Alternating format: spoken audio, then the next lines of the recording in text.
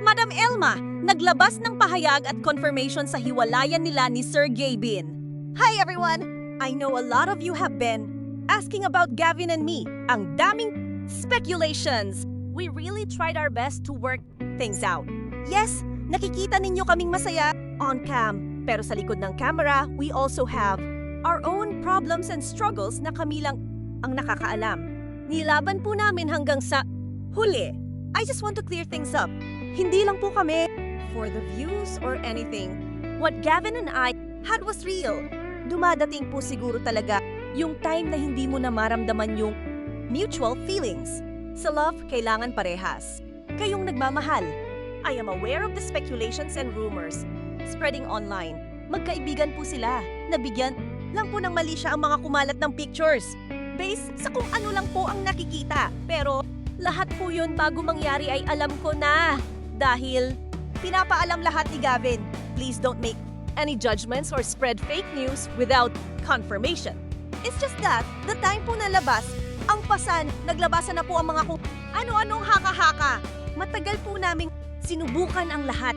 Our decision is mutual. Like what I've said, we tried our best to make it work. This is not easy for either of us, especially for our families who are also hurting through this.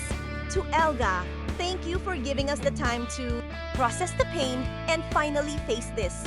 We know that this is painful. Sobrang nasasaktan kami na nakikitang nasasaktan kayo. Please know that it hurts the two of us more than you know. We were the happiest together, but it just won't be fair to pretend that everything is still the same. I don't know what the future holds for us. Sabi nga nila, kung kayo talaga. Wala po kami dito kung wala kayo. Kaya sobra po kaming nagpapasalamat sa inyong walang sawang pagmamahal at suporta. Please, continue to support us as we try to heal and move forward. Gavin, it has been 7 wonderful years. I learned so much from our relationship, and I will always value the time we shared together.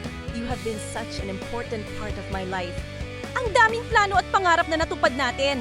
Nang sabay, salamat sa pagmamahal na binigay mo sa akin at sa pamilya ko. You gave me the kind of love that I will forever cherish.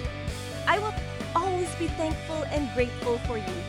You will always have a space in my heart. Breaking up is never easy, especially when it happens in front of everyone. Hiling lang po namin ang inyong pag-unawa at respeto sa aming privacy habang sinusubukan naming simulan ang bagong yugto ng aming mga buhay. Gavin and I will continue to support each other as we go our separate ways. We hope that you will still join us on our new journeys. Sa naging pahayag ni Madam Elma, ito na nga kaya ang wakas ng long-time relationship nila ni Sir Gavin? Kayo? Ano sa palagay nyo? Meron pa kayang ibang dahilan sa breakup nilang dalawa? Maraming salamat sa inyong panunood. God bless!